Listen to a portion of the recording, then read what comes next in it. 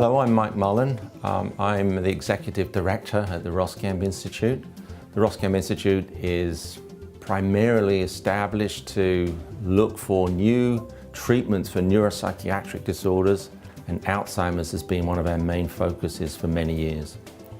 I think that we're at a radical crossroads in our thinking about Alzheimer's disease, particularly how to treat the folks that already have the disease. 25 years ago, I and a small number of other researchers found the first ever genetic causes of Alzheimer's disease. The genetic errors that we found were in a gene that codes for a small protein called amyloid. We found them in early onset families that had the disease in their 40s and 50s. Since then, amyloid has really been the main focus of research around the world. The amyloid cascade hypothesis posits that the accumulation of amyloid is responsible for all the other downstream effects and the consequent cognitive impairment that arises from that in the Alzheimer brain. The thinking was, if we could stop the buildup of amyloid, the cascade would be stopped so that the buildup of tangles and the loss of neurons would all go away. So that, in essence, has been the hypothesis that we and many others have tested for the last quarter of a century. However, recent large-scale clinical trials in Alzheimer patients have not shown that lowering amyloid levels in the brain is beneficial. There was no difference from taking drugs that lower amyloid levels and taking a placebo. This, of course, was extremely disappointing, but is a very important set of data points for us and drives us away from the idea that stopping amyloid buildup once you have established Alzheimer's disease is a helpful therapeutic approach.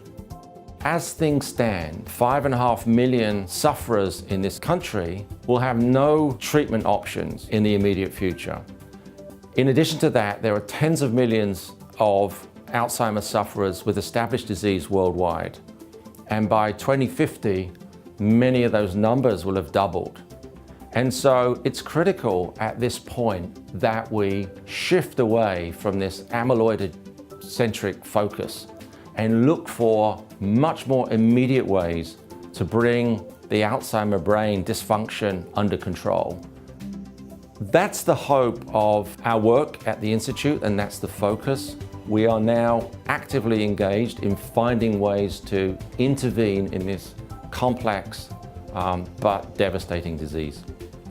One of the great assets of the Roskamp Institute is that we are an independent biomedical research establishment.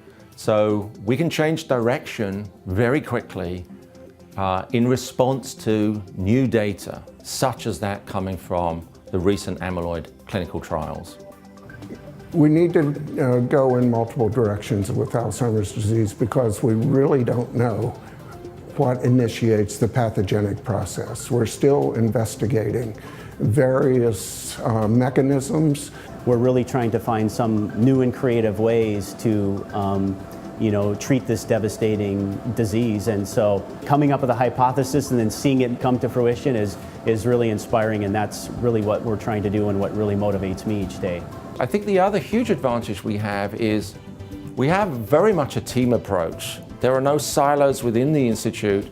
We get together as a team to tackle different aspects of the disease. And there is just this broad collaboration going on between the different labs that we have right here. And we have so many different techniques that we can apply in the Institute. It's a lot of good people here trying to do some good things, and we're very proud of that.